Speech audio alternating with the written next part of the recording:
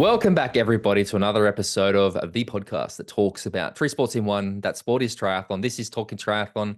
I am Tim Ford. That is James Bale. Jimbo, mate, how you going?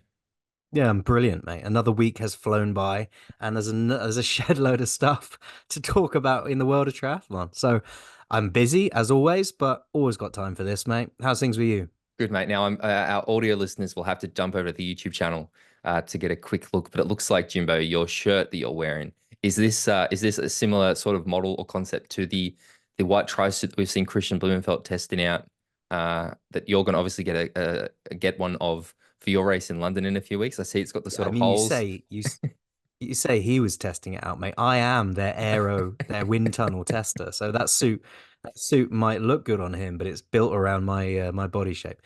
This is my Hell of the North Are they t-shirt. holes? Are they holes or is it a No, pattern? no, they're just dots. I They're thought just it was like dots. breathing holes for extra Yeah, cooling when you. random aerodynamic t-shirt.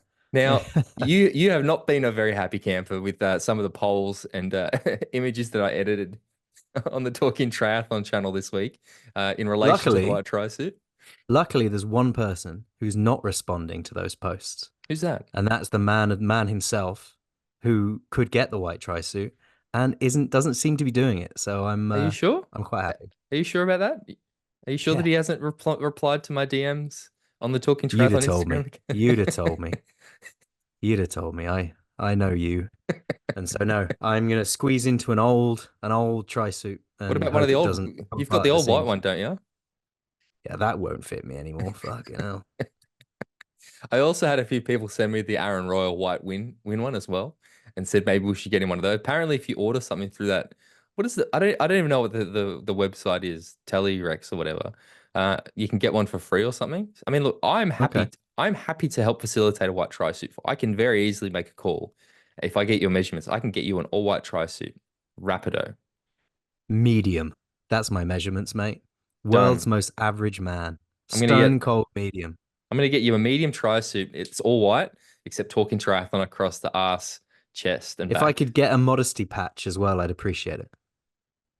A bit like Martin I Van know what I'm Rio. gonna do. I know what I'm gonna do. I'm gonna put your screaming face as the modesty patch.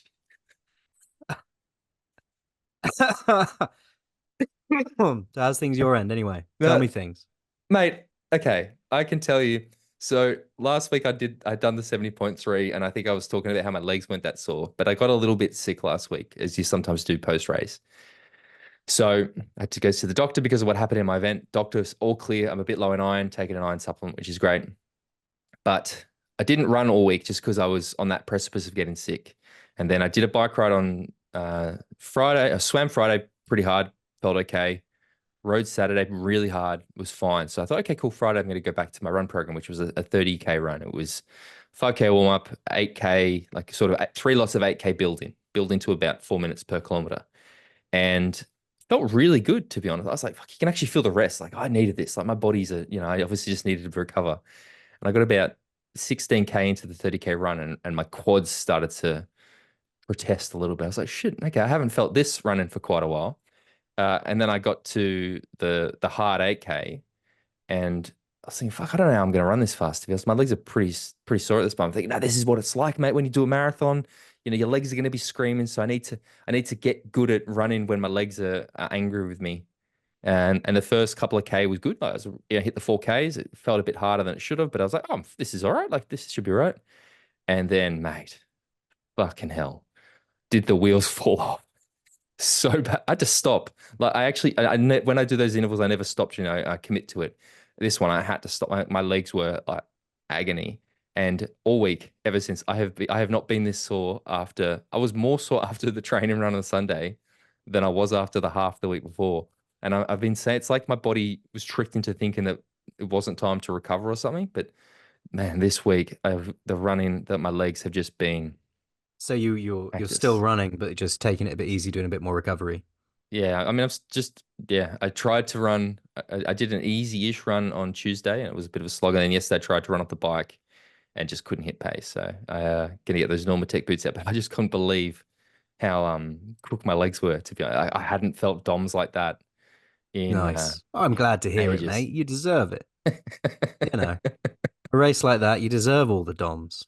Oh man, but I've got that same run again this Sunday, so hopefully I'm able to execute a little bit better. That would be nice. Yeah, Uh, yeah.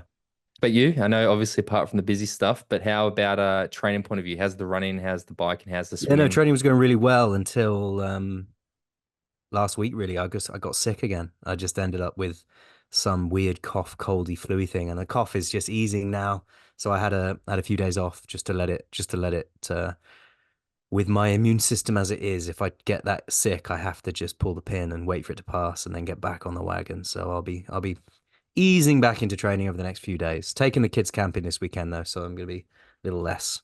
Now, I woke up to some messages in the WhatsApp group this morning. It seems as though the London lottery has been announced.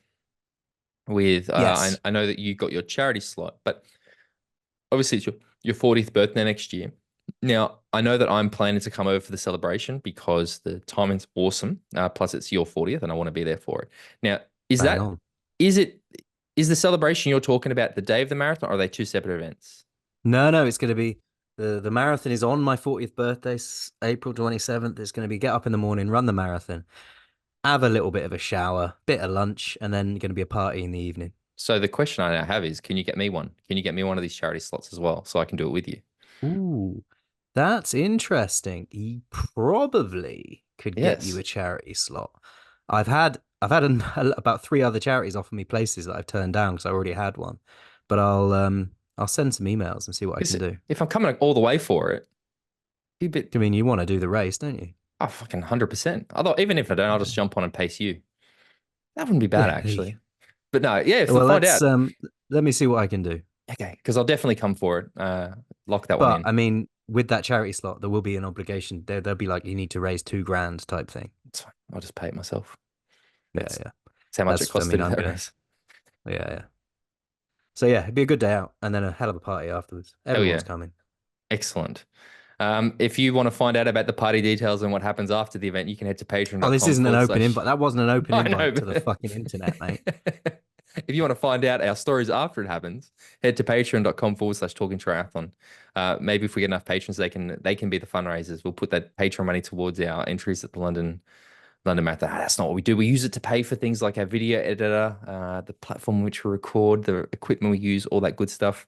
Uh, I don't know. We got Ace back on. Ace is our video editor, by the way. Hi, Ace. I know you listen when you edit. Back on the reels now, isn't he? He's back on the reels. He's also added timestamps on YouTube, which was something people were screaming for. So instead, don't thank us. It's not us doing it. It's our video editor, Ace. He's the man behind it all. So yeah, patreon.com forward slash I talking love his triathlon. titles for the timestamps as well. They're quite unique. Mate, you should. Some of them he sends me. And I'm just like, no, maybe change this to this, and it does make me laugh sometimes. Yeah, so you get the WhatsApp group, Facebook group, all that regular stuff. Uh, Mate, a little personal thing I want to get out at the start of the show, just because it is the platform that I have, and I just want to say personally how extremely proud I am to be having 4 athletes selected for the Olympics next month. Confirmation There that you I've got go. Kate Woff, Tyler Mislitchuk, Henry Schumann, and Jamie Riddle will all be lining up in Paris. It is quite surreal for me to know that I'll have 4 of my clients racing the biggest race of every 4 years. I know that the journey there has not been easy for a lot of them, to be honest. Like a lot of the stuff that's been going on behind the scenes that we'll never talk about publicly has been wild. But I also find it quite amazing to me that I've got 2 of them doing their third Olympics and 2 of them doing their first Olympics. Like it's quite a fascinating sort of Yeah, there's no one in the middle, is there? You no, know. no, and And like it must be a hell of a thing because the likes of us, we've been adjacent to these journeys. Previous Olympics, we both had athletes that are racing. It's yeah, but that adjacency is still a million miles from what it must feel like to be an athlete racing in an Olympics, whether it's your first or your third. That must be a feeling that is incomparable, mate. I know that again. Getting waking up because I live in Australia. Most of my guys are in Europe or America, but waking up the morning that the British team was announced, getting the voicemail from Kate saying it's done, we're announcing it, like hearing the joy in her voice, like that's still, I have these moments from getting to do what I do, like, getting to tell certain athletes, they get their sponsors. Like there's some really cool parts of our job. And getting that voicemail from Mm. Kate was like truly a top tier moment. So it'll be really cool to be over in Paris watching those guys and girls race. I'm really looking forward to it because obviously with Tokyo we didn't get that opportunity. It was No, no, we didn't. It was weird, wasn't it? Getting, I mean, we'll both be in Paris watching the individual races. I'm really looking forward to it. I'm looking me forward to too. being part of that vibe and that environment. Um, I'm looking forward to seeing what happens to them when they come out the Seine, you If they know, get in the set in the radioactive first place. monsters. Well, it's probably that's probably a decent spot to start. And again, people know that we do sort of ad hoc this a little bit, but things are still really not looking good for that swim, mate. I think there was a recent survey or study of the water found that the water quality a month out from the games still is not good enough for humans to be swimming in the water. And there's still no plan B. In fact, plan B is to run it as a duathlon. And Which is a shit plan B. it's a Come terrible, on, as plan Bs go, that's a bollocks one, isn't it? yeah.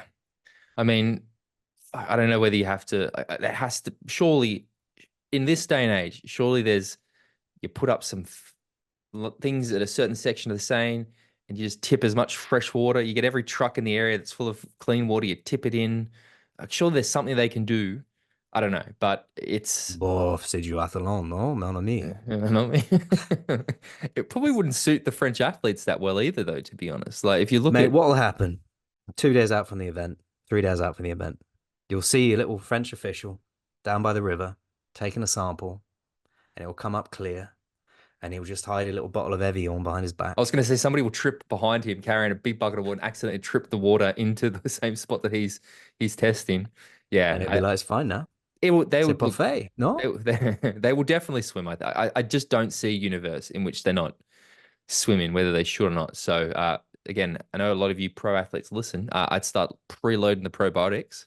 Uh, Mate, British, I mean, I'm sure all the Olympic teams have, but the British team have published their anti-sen um methods, you know, with the probiotics and the cleaning the athletes when they come out of the river after they've done practice swims and stuff, and they're going to be swabbing people down. It's kind of like got a COVID protocol vibe to it.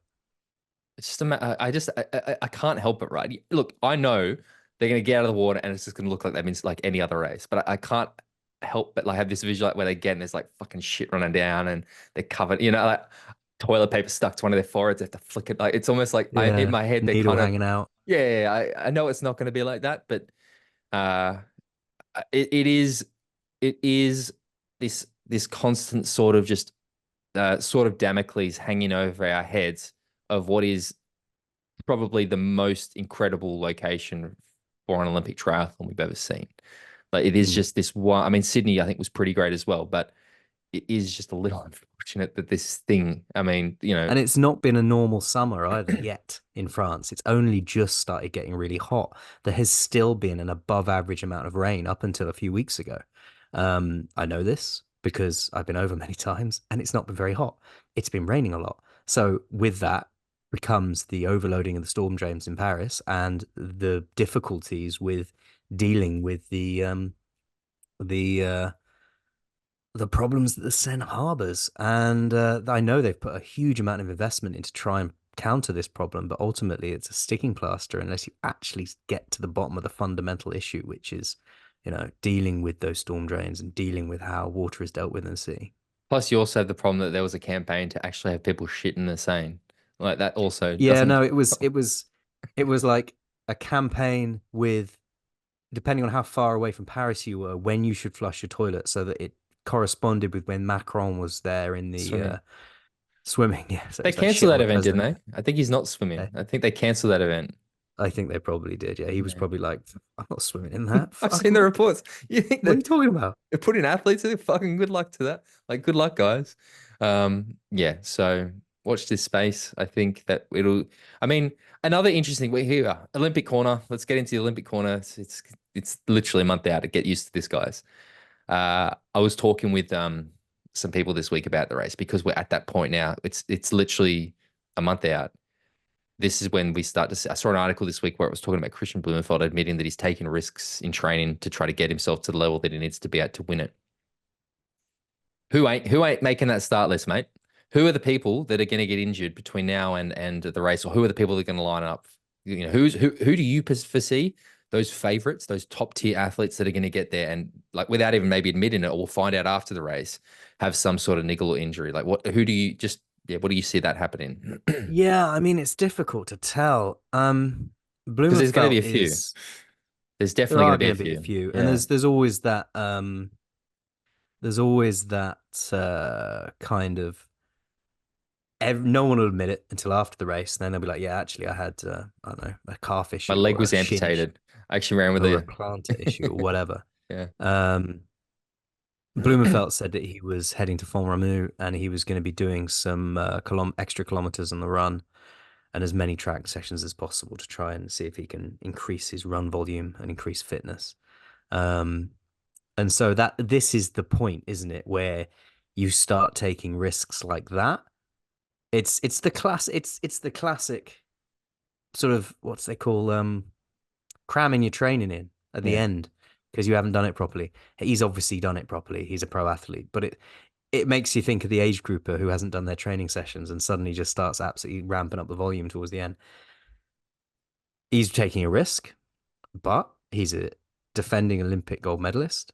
So if he's not in the form that he should be, taking that risk is probably his only chance. It's not like he's going to lose a medal that he doesn't already have. Mm.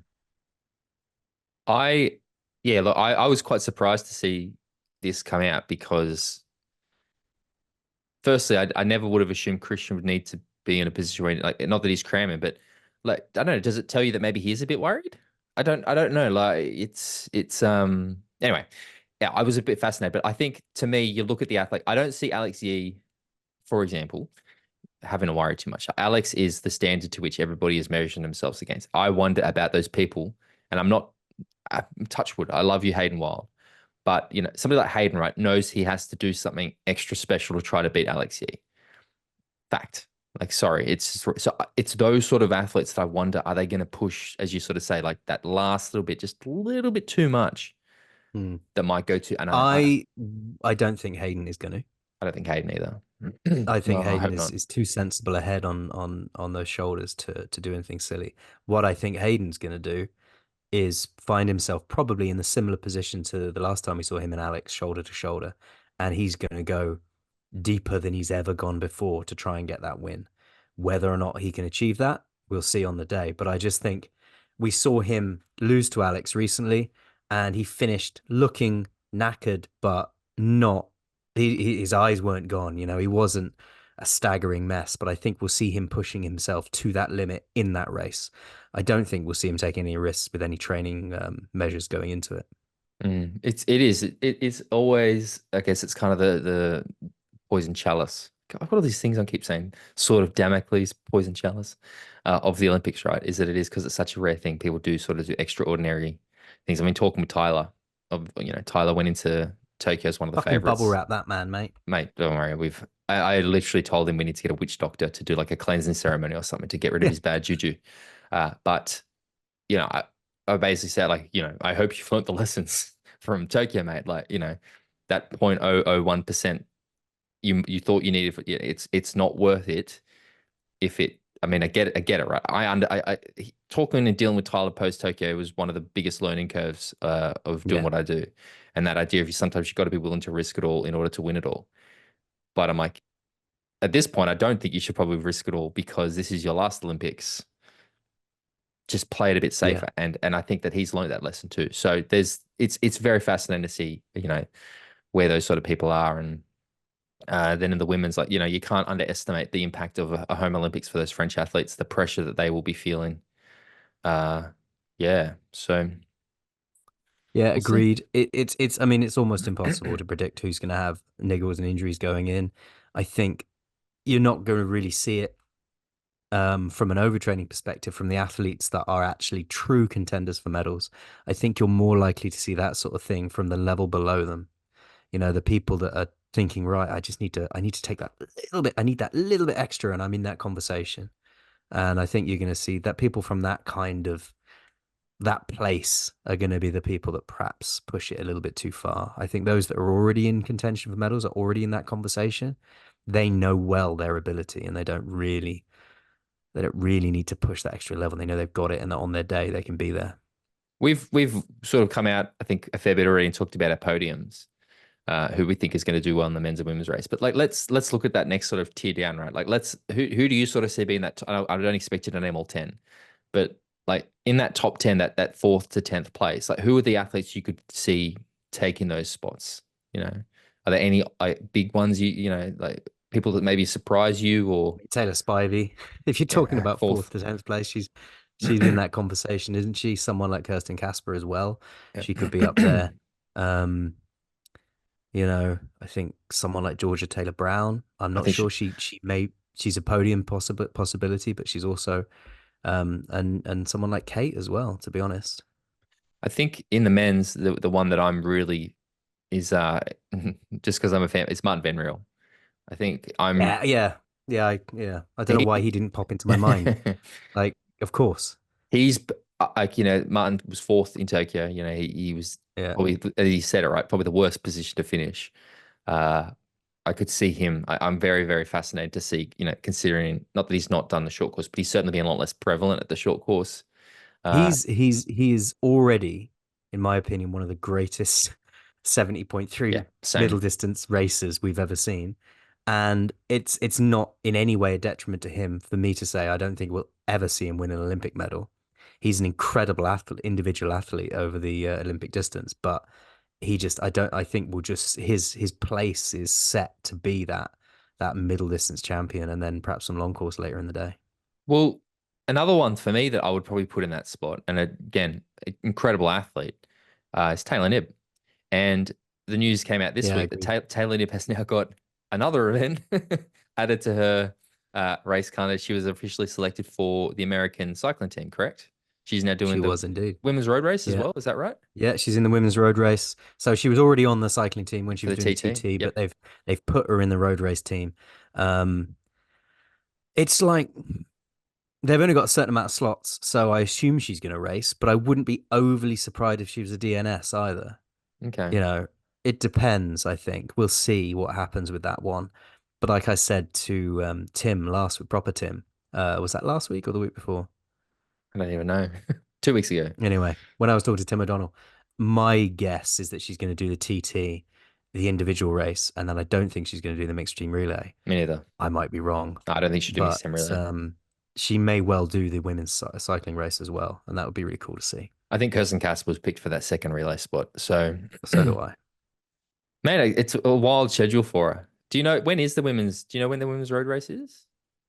I do not, but I can find out if you kill Uh, some dead air. well, I just think, yeah, what an amazing athlete. So this is suddenly because I know that every time I probably should remember we every time we mention this we get the comments. Was it Carol Montgomery was selected? I should remember her name now. Was selected for the triathlon in Sydney and then another event, but she didn't finish and didn't start. But this is now Taylor for three events. I know it's cycling and triathlon, but it's still well, technically four Women's road potentially race is the 4th of August.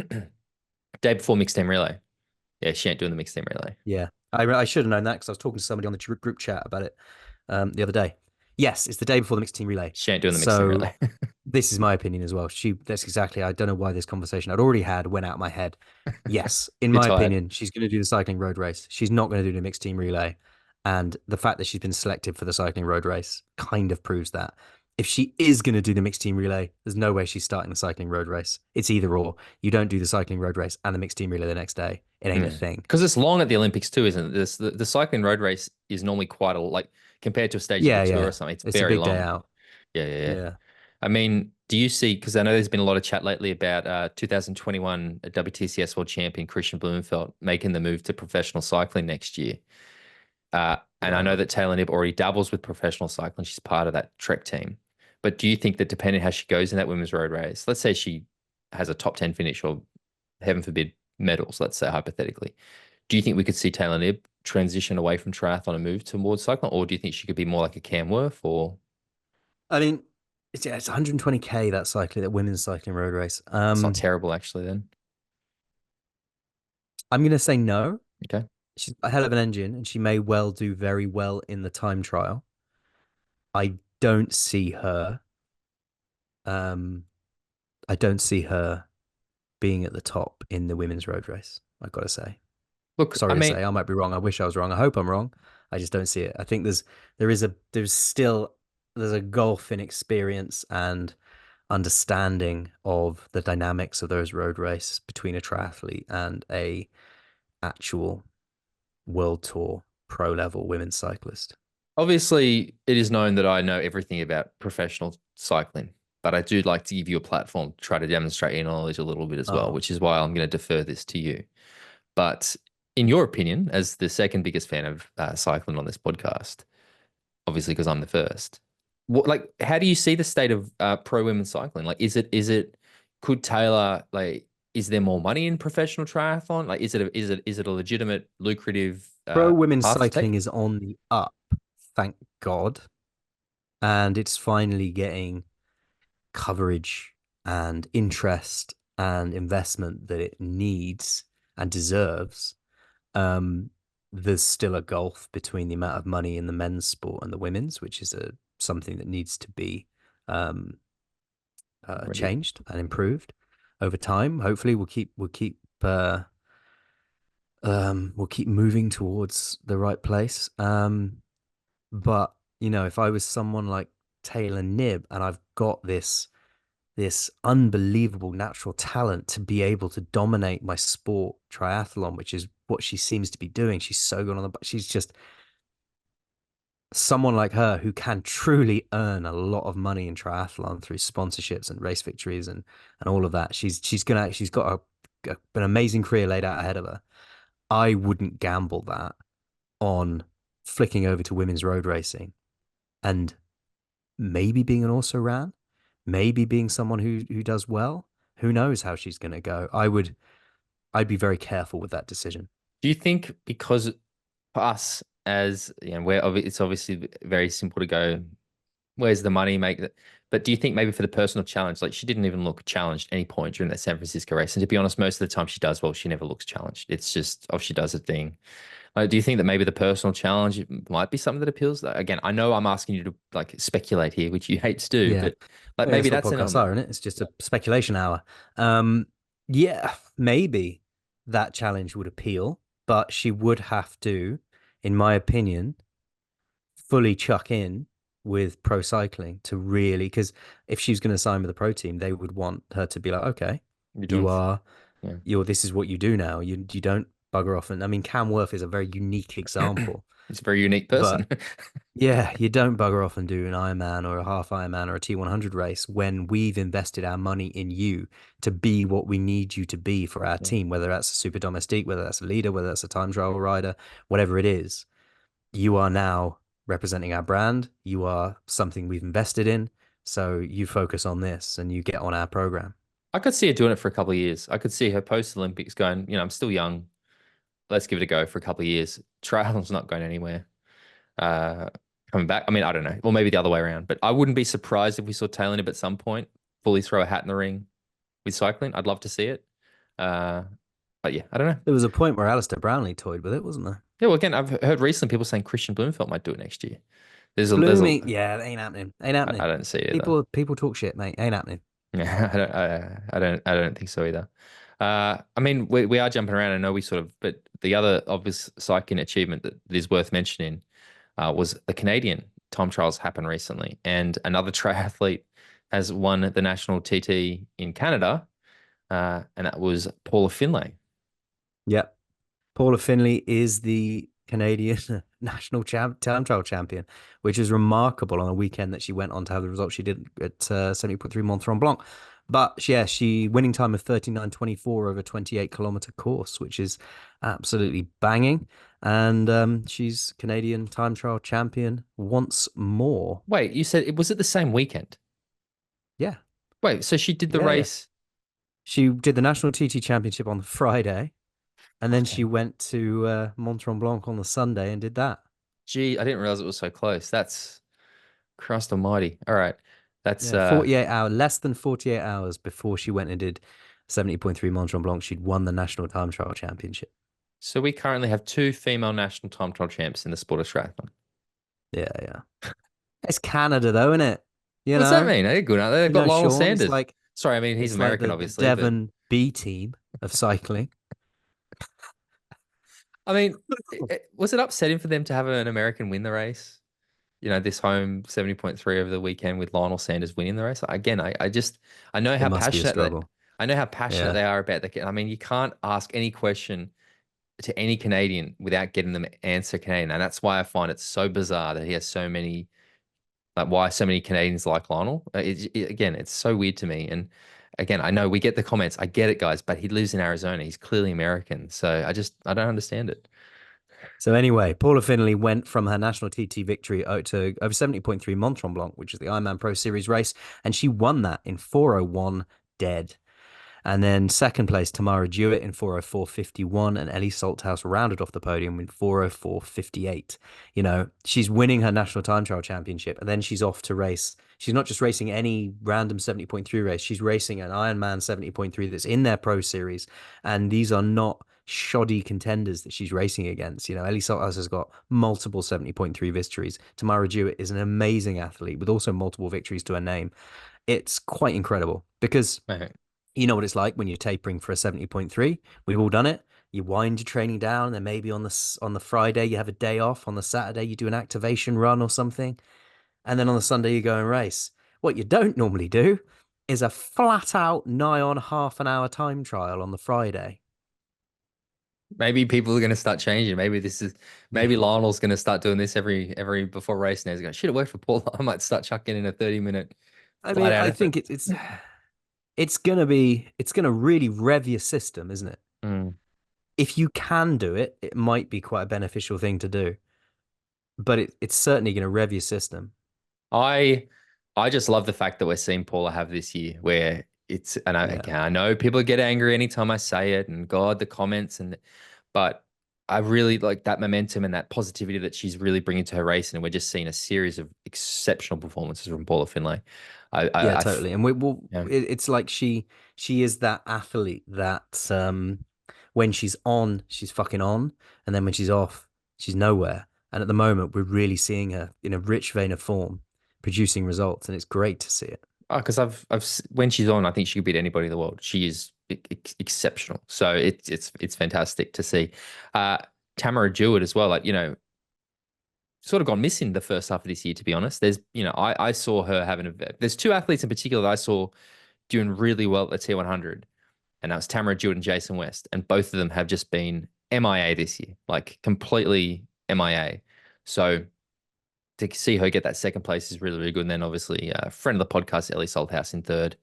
It's always good to see. We love Ellie. And Yeah. but mate, that race, fuck that. Like absolutely no. I would if I woke up on race morning, I don't care if it was my A race and I trained for 12 months.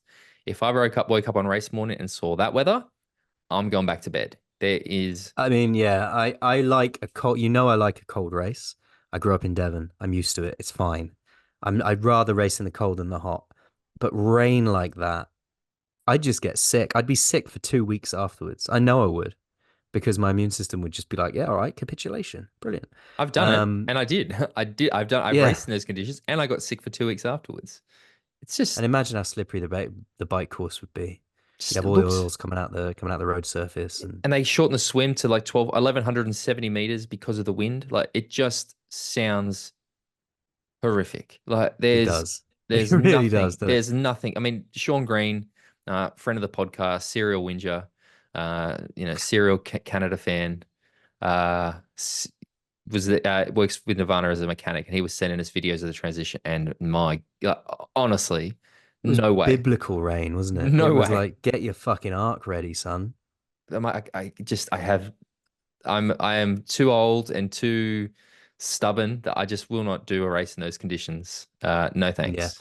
If me and you were going to be racing that race that morning, I'd have woken up, I'd have seen the weather, and I'd have just texted you and said, "Shall we go for a beer?" Yeah. It And was that, like and that would have been it it. was kind of like remember Ironman California a couple of years ago where we were meant to have Lionel Yan and Gustav race each Oh other. yeah, that was And like in the beginning of the dark times. was that 2021?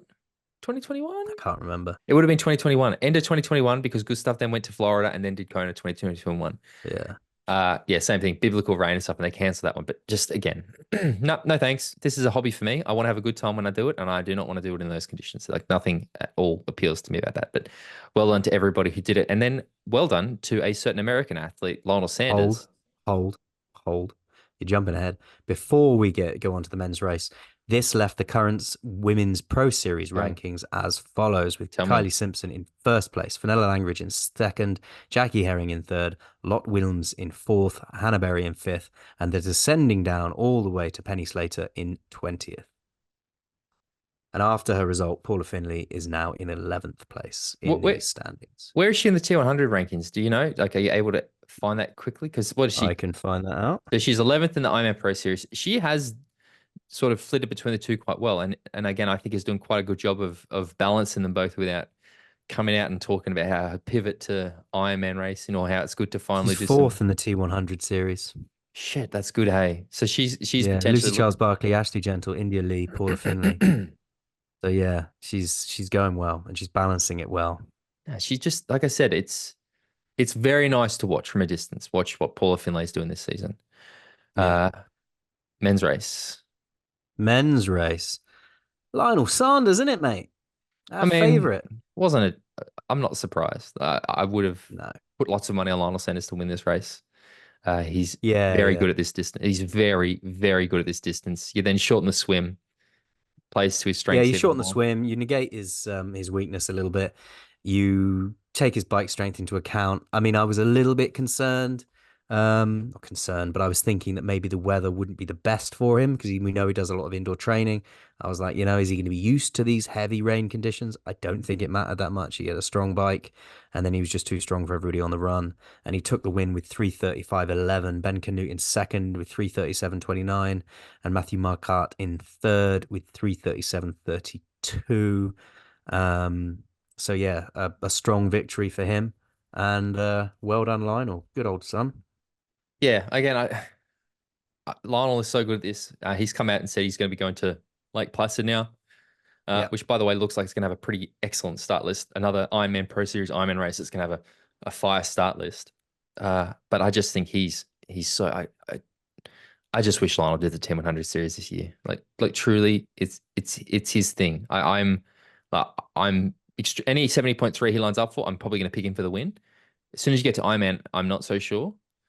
Uh, No, yeah, absolutely. I think he really would have added some spice to the T100 series because he's a strong enough biker to hang with Sam as Sam's charging through that field. He's going to be not that far away from him on the swim, and they're going to be coming up through the field together, and then it's going to be a run battle between the two of them. And I'd love to see that. just imagine because he's my favorite athlete in the T100 series to watch at the moment is Rico, our mate Rico. Same. But you think of those faces. You put Rico with his face, was fucking giving it everything. You can read the emotions in his face. Next to Lionel, doing the same thing, like gritting his teeth. Those two running Next to side by me during next the to you, 10K in Bristol. screaming. You look like, but man, like, yeah, I hope he gets a wild card or something at some point. But no, like Yeah. I was not surprised to see it. I mean, an athlete that I have again, I'm uh not trying to throw shady, but Cody Beals, another athlete that I think extremely highly of, also just sort of hasn't been featuring this year. Like I mean, Jackson Laundry is another guy I would have expected to do better. You know, we saw Jackson have that incredible result in Oceanside a few years ago, and he's sort of, and again, I'm sorry, Sean, I know he's your boy, and I'm not trying to throw shade. He's just to me sort of failed to repeat that a little bit, and I'm not sure of the reason why, but uh, yeah, I mean the Ben Canute, class athlete, Matthew Marquardt, very good athlete. So, but yeah, I never expected anybody but Lionel to win it. So yeah, well done. Great show. And that leaves the current Men Pro Series rankings with Matt Hansen in first place, Jackson Laundry in third, Colin Schuck in third, Jackson Laundry in second, Colin Schuck in third, Patrick Lang in fourth, Chris Lefferman in fifth, descending all the way Who? down to Sorry, who was Sam in Long third? in 20th. Colin Schucht. How do you I spell don't know it? how to say that name. I've, how do you spell it? SZUCH. I've never heard of him. No. I've also never heard of him, Whoops, but he's sorry. there. Don't come And for us, and I Colin was Zook gutted fans. when I saw that name because I was like, oh, fucking hell, it's another one of those names where I don't know it. Mate, it's very Um, disrespectful, James. You should be practicing in yeah, I advance. know. Yeah, all manner of disrespectful. So yeah, go and check out the Lionel Sanders after this race is in 16th place in the Pro Series rankings. And then he goes and does Ironman Lake Placid in a few weeks, where he's going to try to get his Kona slot. So He yeah, does indeed. yeah, it'll It be it's going to be interesting seeing him progress now. I think he's in a very good place in terms of form and attitude. So it'll be quite interesting to see how he goes. There was a challenge race that happened over the weekend as well in Europe called Challenge. Again, I'm not even going to Challenge Walshy, Walshay. I'm not sure how you Hmm. pronounce it. One of our patrons, pro athlete Tom Epton, was there racing, but looked like a cool race. I don't have much to say about it. I sort of was Belinda Granger was putting out the race while it was happening. Well done to the winners. But yeah, I don't really have much to say about that race. Yeah, Uh, chin up, Tom. You rack your bike the wrong way around, mate. yeah, no, it was Gutted. typical triathlete, given all the excuses under the sun. Yeah, Yeah. I love it though. Well done, mate. yeah, yeah. What's your next, mate? Where are we going I next? want to talk about Lucy Charles-Barclay because she has, having recently gone and confirmed that she's racing Ironman Nice with a possibility of racing the 70.3 Worlds as well, and winning that Ironman France in the manner that she did. She has confirmed that the T100 series is still a full commitment of hers, and that next race in London is huge for her. And then we have the grand final of the T100 next November, which is another huge goal of hers. She's leading the standings, so she really wants to perform over that distance. The race in London is on July the 28th, so she's got a month to prepare and to go and chase victory over that 100-kilometer distance. And I just thought this was interesting because there was a part of my brain that thought maybe we were going to see a switch now from Lucy to sort of just move away from the T100 for a moment, focus on that Nice race and going to the Ironman distance and trying to win that. But she's still committed to the pros to the T100 series. She's still leading the standings, and she's trying to balance both worlds. Sensible, Mr. Ford? Yay or nay? I mean, I think the way I actually think if you look at the way that Lucy's sort of planned this or that, the timing does work quite well for her. There wasn't, she's not sacrificed. I mean, she wasn't in San Francisco, but like the way she's structured, I think is actually quite, yeah, reasonable and smart. Doing the Ironman on the East course, I actually think is a really clever way. Not a pro series, like, takes a lot of the pressure off, sort of just has to ratify anyway, gets that experience of racing under race conditions, which is something a lot of our Yeah, athletes are going to go in not having. They're going to be yeah. able to, yeah, go and train on the course, but training and racing on it's two very, very different things. And I think that course really is, I mean, it's yeah, I'm happy I'm not racing on that course after, spending many, many days riding it last year. I think, yeah, like I said, Lucy, this London race, it's not like, oh, she's in the, like, Lucy lives just near London. Like, this is a true, like, she can probably stay at her place and drive to the race day sort of thing. Like, this is a true home race for Lucy Charles Barclay. And Yeah. that's, of course, it's And it's important not to an her. Ironman. Yeah, exactly. It's not a full Ironman. It's not going to have that level of fatigue, that level of impact on the body. She's not going to be, it's not like she's throwing in an extra Ironman and then so it's the 100K. It's I think it's a good option. The only, I guess, caveat, because we've spoken a lot about athletes coming out and sort of saying that they're, focusing on the Kona or whatever, and whether the messaging is right for what the T100 is trying to achieve. I would say sort of caveat, and because I don't want to sound like I'm sort of retracting or going back on what I'm saying. I still think it sucks that all these athletes are on contract are still sort of vocally talking about how important more champs is and stuff. Lucy is at least like, I'm trying to qualify for world champs. I'm not pursuing the pro series. Like, I think Mm, that's something, because there's other yeah, athletes I who are agree. sort of, saying they're going to do all the 200s, they're going to do the three Ironmans, the five 70.3s, Nice 70.3. Like, that to me is more problematic. But I still like, And it's problematic from a marketing perspective in the exactly. now, but as proper Tim said a few weeks ago, it is also something we are yet to see the implications of that on everyone's physicality in a year, 18 months time. We Mm. might see some people who really start to struggle with all the racing that they're doing at the moment. I think the T100 series start list is going to look very different next year to this year, and not necessarily just as a result of rankings. I think that you're probably going to see a few athletes who took contracts this year probably won't take, even if, I mean, looking at the way the points go, it's almost impossible not to be ranked well if you do the T100. Like, despite what the PCO says, it is a closed ecosystem. You just have to look at the rankings at the moment. Right? You get so many more points for a T100 race than literally any other race out there. I still think you're probably going to see athletes who accepted contracts this year who probably wouldn't, in hindsight, maybe regret it a little bit. And, I woke up this morning to the post about Bradley Weiss, who, talking about how he's, going to go do that Ironman Vitoria. The Spanish Ironman Pro Series race is saying that he's looking forward to going and doing a distance that's better suited to him. Like, and people sort of asking, is this signs that the PTO is doing bad, or is there something happening in the background? I don't think it is. I just realized the reality of professional racing is your sponsors care about two things. Is your social media good, or are you getting good results?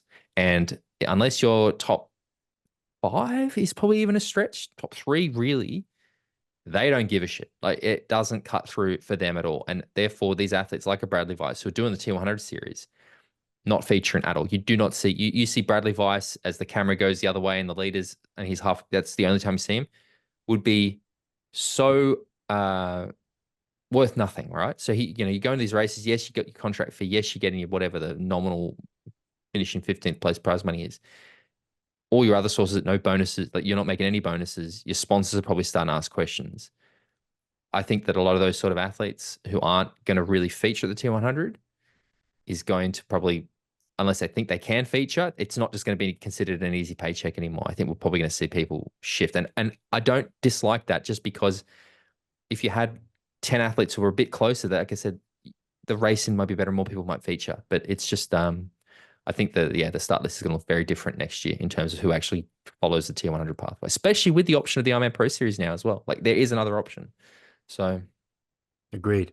And in terms of segues, talking about start lists, the London T100 start lists have been announced. We'll ooh, start with the women's: Lucy Charles-Barclay, Ashley Gentle, India Lee, Paula Findlay, Lucy Byram, Amelia Watkinson, Kat Matthews, Imogen Simmons, Laura Phillip, Emma Pallant-Brown, Daniela Reeve, Tamara Jewett, Chelsea Sodaro, Marjolaine Pierre, and Anne Haug. ooh, and Haug might actually do a T100 series race. There you go. 15 starters, so there's room for 5 wild cards on that start list. And also, it answers our question about whether there were going to be any implications for Anne Haug None. enacting the injury clause and then going and racing a 70.3 as an age grouper. I love the thought that Anne Haug does the race and it's a 2 lap swim, let's say, and she gets out and then she does another 2 laps. And like, Anne, what are you doing? She's like, oh, I'm actually just treating this like a training day for Nice. Yeah, this is a training day for the Ironman. I'm actually going to do a 200-kilometer race. I'm just going to do extra double the laps on the bike, and then I'm going to do double laps on the run because this is training day. Uh, Mate, again, you can't not look at these start lists and just think, fuck, this is cool. Uh, I hate that I do it, I'm guilty of this, and I wish I wasn't. But you can't help but just be like, God, imagine if Taylor Knibb was in this race a little bit. But I think, to be honest, it's probably a good thing that she isn't, because she has dominated so badly. I think we're going to see some really good racing. Kat Matthews' home I race. think we will see a really good race. And that is we're privileged to live in a generation where we get to see Taylor race and we get to see her. I think her period of domination is going to be one to remember. But it does cast that cloud, doesn't it? Of like, if she was racing, she'd just fuck you all up. The T100 race is literally days before the Paris Yeah, Olympics. yeah. Like, it's the timing for me is exceptional. It's the reason I'm there. I'm flying to London on a Thursday, racing the age group race on the Sunday, Monday on a train to Paris, watching the triathlons, heading home. Like, it's fantastic. It also means that when we discuss wildcards, we suddenly have the possibilities get exciting, because you have to swipe out anybody who's been selected for the Olympics. No chance. However, there are some athletes who haven't been selected for the Olympics that I would love to see offered a wild. Like, I would love to see offered a wild card. And the top three that come to mind for me, and I don't think that it's a possibility, probably for definitely one of them, would be Sophie Colwell, Katie Zafiris, and Gwen Jorgensen. Give those three women a wild card for the T100 London. It would be Yeah. exceptional. Yeah. Agreed. Who else do you Agreed. want to see? Who else do you want to see get a wild card? I Ellie mean, Salthouse. I got some on the men's side. Yeah. Ellie, I think would be another one I'd like to see sort of added to that star list. She's going strength to strength. I'm just trying to think like who are those short course athletes? Like, who are the short course athletes that aren't going to the Olympics? That's again, that's what I think they should do. Just chuck in anybody who's not been selected, chuck them in here. I Yeah, think that'd be Chuck. I mean, they've got 5 slots. It's probably the most wildcards options we've seen so far. no, there was 8 in Singapore, remember? Oh yeah, there was, yeah. It was Yeah, heaps, you're heaps in right. Singapore. Yeah, anyway, I just want to see Sophie Colwell, I think, make it happen. Like as a Yeah, minimum. She's actually the one. That is the one that I want to see do the T100 in that London would be is so Sophie cool, Colwell. wouldn't it? Especially again, UK race, not racing for, like, and it's a bit of a fuck you to British triathlon too. To be like, you're not going to pick me? Fuck you, guess where I'm going? Like, there are other options out there. So yeah, I Mm. think I think that'd be exceptional. Let's talk about the men's. Oh, on the men's side, we've got Sam Long, Magnus Ditlev, Matthias Magier, Peter Heimerick, Rudy von Berg, Rico Bogan, The Ledge, Alistair Brownlee, Jason West, Aaron Royal, David McNamee, Frederick Funk, Filet Mignon, Ben Canute, Leon Chevier, Sam Laidlow, Leon Javier Gomez, Matt Chevalier. Newman, and Daniel Beckergaard. Daniel Persian. Oh, yeah, you did me. You did me. You got into a subconscious then all of a So sudden. Daniel's on the star list. Yeah, Beckergaard. Yeah, there's 18 runners in this one, so less room for wild cards. And I've got one name that I want to see in that wild card I list think on he, this one. I think that we have the same name. And yeah, go on. Jonathan Brownlee. Now, I have heard that Jonathan Brownlee has a wild card for this event. It is, look, Okay. unconfirmed. I was messaging his manager Richard this week for work stuff, and I even tried to sort of get a little bit of information out of Richard, and he completely ignored it, which also probably tells me that it's true. So I mean, I know that we were trying to get some guys. I was trying to get Max Stapley a wild card to London a few weeks ago, and they were saying there's one spot, and it's probably going to go to Yuri Coolin. So I think Yuri's going to get one, just because of this weird thing that he's not contracted, and people thought he was contracted, but then he might just have an automatic wild card. But I don't know that that's true either.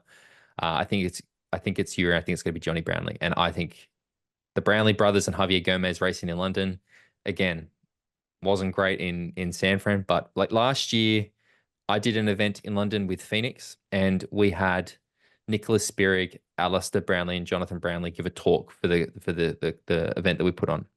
And we worked out that it was the first time that both gold medalists had been together in London since winning the London Olympics. I think having those three together race the podium from the London Olympics, race in this first T100 race in London, that's a story. No matter which way you shake it, whether we think that Ali and Johnny and Javier are over the hill, whatever you want to say, it's a story, and it would be an exceptionally smart move to get those three in. And I mean, we've seen Johnny sort of dabble at middle distance and not do it super successfully. Maybe psychologically, this T100 slightly shorter distance, which is a lot more comparable to um, a Olympic distance race, will suit him really well. But God, I hope Jonathan Brownlee gets a wild card. Alistair Brownlee says, racing in London holds very special memories for me for obvious reasons. I think the conditions will give me the best opportunity to win a T100 race this season. I like the course. The temperature would be what I'm used to, and I know the home crowd will come out and support us, which can make a huge difference. I mean, there's going to be a big difference between the level of crowd support for this race and the 2012 Olympics. The 2012 Olympics was mental. So was that 2014 This WTCS race I saw? Mental. this is going to be a couple of blokes Me and you. going like, Me and you. yeah. Come on, you dog. I can rip No, it. Rip no. it, I mean, mate. look, you may well see there could be a good level of support, but it ain't going to be 2012 Olympics um, comparable, where the I entire country poured into London and screamed at these two blokes doing triathlon. Plus that was in Hyde Park. This is in Docklands. Like, it's not exactly the same. No, Not a high. It's because it's over near City Airport, and I flew out of City Airport last time I was in London, and it's not downtown London. Like, it's a little ways out. So nope. I have spent years of my life working there. really Yeah, yeah. good spot. I mean, there are nice bits. There are nice bits of it. I used to live on Canary Wharf. I was in Canary Wharf with the Super League last year. It was a good spot. A lot Yeah, more, and actually really reminded me of downtown Sydney. So Sydney has this strip. I guess it's like the main, but it's called Martin Place. It's like where all the banks yeah. and everything is. And Canary Wharf gave me, apart from the water, gave me massive Martin Place vibes. Like the building structure and stuff was very, very similar. But yeah, this is a little bit further out than that. But I'm really looking forward to it. I think the race course looks legit, mate. Like you're fully riding in London. I couldn't when I actually saw that. I mean, look, the course isn't publicly available, so I'm looking at the old Challenge London course. Yeah, that's all I've done is looked at the old Uh, challenge course. but it looks like you're basically riding a Big Ben and back. So that's cool.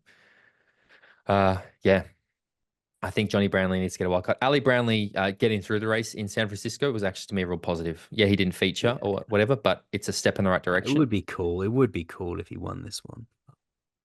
He won't. I've said that Um, at some point it's going to happen, right? At some point, no, he's such a good athlete. At some point, it has to show how good he is, and no, who no. knows? We read out the women's standings a minute ago, so I'll do the men's now. Yeah. Sam Long's leading that championship, with Yuri Kulin in second, Magnus Ditlev in third, and Carl Smith in fourth. Smith. Oh, yeah, Carl Smith. He's another one that should get a wild card, actually.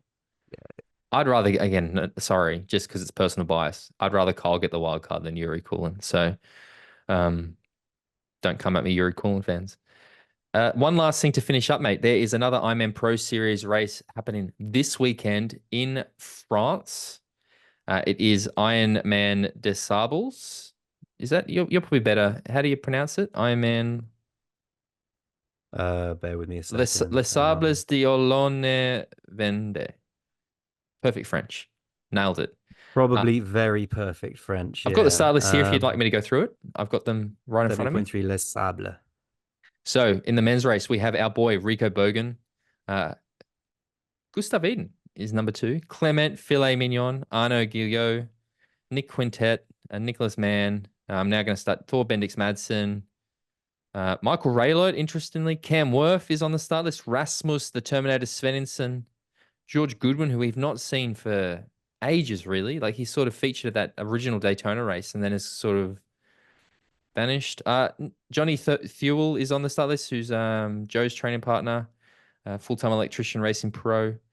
And then in the women's, we've got Emily Moria, Justin Matthew, Marjolaine Pierre, Kate Curran, Maya Sage Nilsson. Pamela Oliveira is that's an interesting name. Laura Madsen, this new young pro scene going really well. Ruth Astle, Nikki Bartlett, Sarah Svensk, Carolyn Pole, Renee Keeley, well done. Yeah. The most interesting things to talk about with this race, and I guess the reasons I wanted to talk about it, firstly, we have Gustav Eden. He does this, he's ratified his Kona slot, which means he'll be in Kona. But it's actually not so much about who is on the start list, as there is one name that is not on that start list that I am extremely surprised hasn't decided to make the switch and try to get a spot. Because this is the last qualifier for 70.3 World Championships, by the way. And that name is Vincent Louis.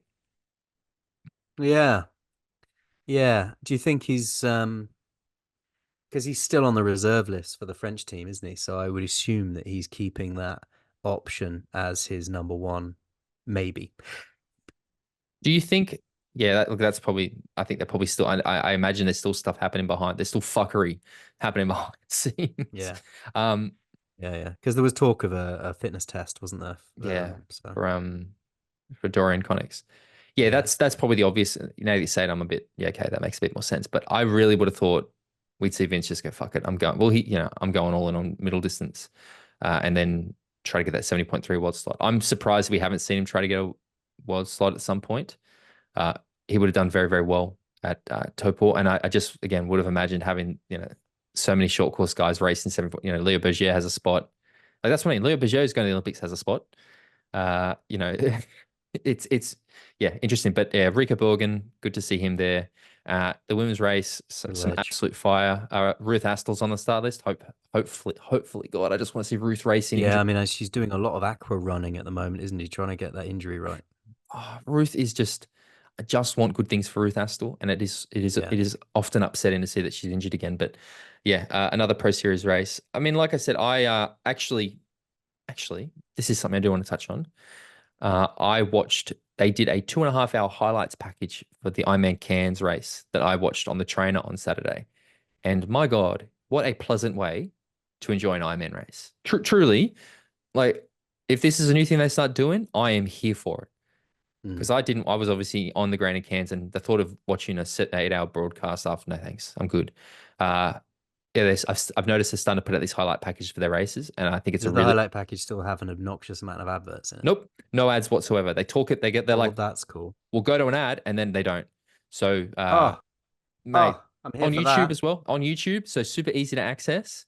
Uh, I might watch that tonight. one of the better things that they have, I mean, the only little thing I'd say is that they don't do a very good job of explaining when they've made a cut, because they're talking and then it cuts and suddenly there's 10 kilometers missing. You're like, oh, well, okay. Like that's the only little slight thing I'd say. But from an actual like consumer point of view, a very a very delectable way to consume an Ironman. Let's put it that way. It was very good to watch. So check that out. But yeah, I'm looking forward to this. I still really I'm very happy with the Pro Series. I think it's a good step for Ironman. I think Ironman are quite happy with it as well. So, Nice. Love it. Love it. Jimbo, that's it. We're done. We've made it. We are done. We're going to be doing a bonus episode early next week for our patrons. Yes. If people want to access that and find out more about the podcast, Jimbo, where do they need to go? If you want to support the show, jump on at patreon.com/talking triathlon. If you want to follow Tim, he's at tford14 on Instagram, and I'm at bale.james85 on Instagram. Find us across all social networks at Talking Triathlon on Insta, at Pork Triathlon on Twitter. And you can join the social group Patreon. If you join the Patreon, you get to join the social group. We'll put you in the WhatsApp group. You can be part of the constant ongoing chat and jokes and laughs that are in that group. It's a very, very friendly and welcoming place to be. As a statistic, we have And there's been a Strava recording. group. There is. As a statistic, we have been recording for 1 hour and there's 40 messages in that WhatsApp group. Every morning I wake up and I do enjoy it. It's very good. Is I do. Sean Green coming to the Olympics? Well, why? Lionel I don't Sanders know. isn't Just wondered. He gets everywhere, doesn't he? Lionel Sanders isn't racing, mate. So he's probably not got much of a Yeah, there's reason no to. reason, is there? Yeah, Sean, there's I know no you reason. listen, and I know you're a good sport about most of it until you're randomly not. But you should come to the Olympics, Sean. I'm sure that somebody tell Team Canada you need to be their mechanic. I'm Tyler's Yeah, manager. I'll tell Team Canada that he's personal mechanic, and then he needs you there or something. We'll see if some of that government funding will get you to Paris. Yeah. Anyway, sorry, YouTube. Head to our YouTube channel. That's where the best place to comment is. I really appreciate the comments we get. It's really good discussion. People raise things, points of view that we haven't thought of, and it's very pleasant. Occasionally, you get some absolute prick, but there seem to be less and less often these days. But also, please subscribe to the YouTube channel. It really helps us and all that stuff. But Jimbo, a pleasure. We'll be back Monday to do a bonus episode. you know what's good about this weekend? Tell me, Tour de Tour France de France starts. starts. Oh, I did know that. There you go. There you go. There you go. That finishes in Nice this year, right? It's not It's they don't finish in Paris. I don't know that detail. I haven't looked at the route yet. I feel like there was something about that. I mean, I think that's It's legitimate. finishing. It's finishing early. It's starting earlier and finishing earlier than it normally would to avoid the Olympics. Imagine if you had it so that the Tour de France finished at the closing ceremony, at the opening ceremony of the Olympics. Yeah, That would have been epic. That would have been epic. Yeah. Like you actually award the Tour de France jersey, the win, at the opening ceremony of the French Olympics. Anyway, that would have been cool. But yeah, that's this weekend. I'll be glued to my screen, James. You know how much I froth over cycling, so can't wait. There we go. Talk to you later, mate. Cheerio.